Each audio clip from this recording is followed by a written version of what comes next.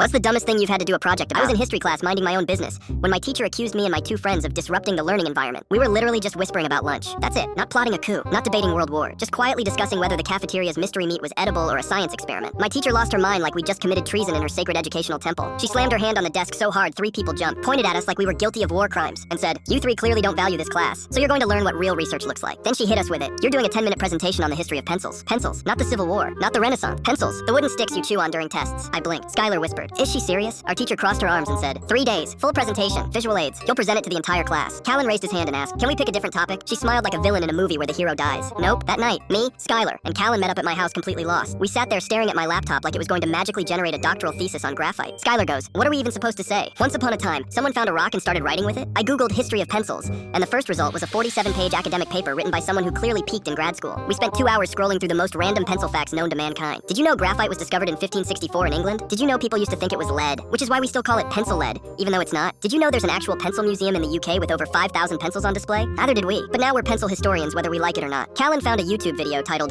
"The Fascinating Evolution of Writing Instruments" that was 32 minutes long and had 14 views. We watched the whole thing, not because we cared, but because we were too tired to stop. By midnight, we had a Google Slides presentation with clip art of pencils, random facts we didn't fully understand, and a title slide that said "Pencils, the Unsung Heroes of History." Skylar suggested we bring actual pencils as visual aid. Callan took that as a personal challenge. The next day, he showed up to my house with a duffel bag, not a pencil case, a full duffel bag. He unzipped it and dumped out 47 pencils, mechanical ones, colored ones, golf pencils, carpenter pencils, one shaped like a banana, and one that had a troll doll on the end for some reason. I stared at him. "Where did you even get these?" He shrugged. "My house. My mom's a teacher." Skylar picked up the banana pencil and said, "We're definitely using this one." Presentation day came and I wanted to crawl into a hole and stay there until college. We stood at the front of the class holding our visual aids like we were about to auction off historical artifacts. Callan had the banana pencil. Skylar had a fistful of colored pencils she kept dropping. I had the slide clicker and anxiety. Our teacher sat in the back with her arms crossed, looking like she regretted every decision that led to this moment. We wrapped up the presentation quickly with a slide that said, "Pencils small but mighty," and a photo of a pencil floating in space that we found on Google Images. After it was done, it was dead silent, not even pity claps. Our teacher stood up, walked to the front, looked at us, and said, "Adequate, that's it." Then she told us to sit down. No feedback, no grade announced, just a soul-crushing word that made me question whether I'd ever feel joy again.